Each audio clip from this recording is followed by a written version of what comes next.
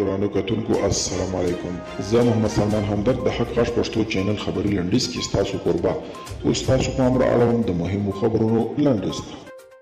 د متحده عرب اماراتو مشر خلیفه بن زاید النهیان له اسرائیل سره دغه هیواد د اړیکو له عادي کېدلو ملاتړ کړی دی. نوموړي ویلي چې دوی له اسرائیل سره په اړیکو پښیمانه نه دي ځکه په وینا یې دا چاره به د سیمې له سولې او ثبات سره پام وړ مرسته وکړي.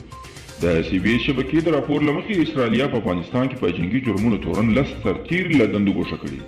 راپورونه کاږي د اسرائیلیا د ځانګړي ځواکونو یو شمېر نور سرتیري چې په افغانستان کې د ملکي وګړو او زندانیانو په قصدي وژنه تورن دي یا به له دندو ګوښه او یا به هم انضباطي مجازات. یو شمېر ایراني رسنیو داسې راپورونه ورکړي دي چې ښایي د دغه هیواد پارلمان په ایران کې غیر قانوني کډوالو ته د 25 کاله بند سزا او یا د 100 میلیونه نقدي جریمه طرح تصویب کړي. بهرنیو چارو وزارت وایي چې د فلسطین د دیني عالمانو مشر د القدس جومات امام شیخ اکرمه صبري په افغانستان کې روانه جګړه غندلې او هغه یې ناروا بللې.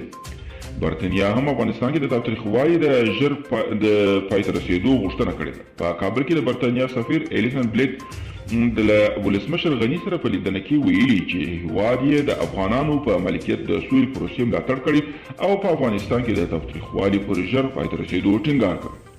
د ایران ولسمشر وایي که امریکا وغواړي نو ایران تیار دی چې د اوباما د واکمنۍ پر مهال لاسلیک شوي اټومي هوکړې ته ور وګرځي.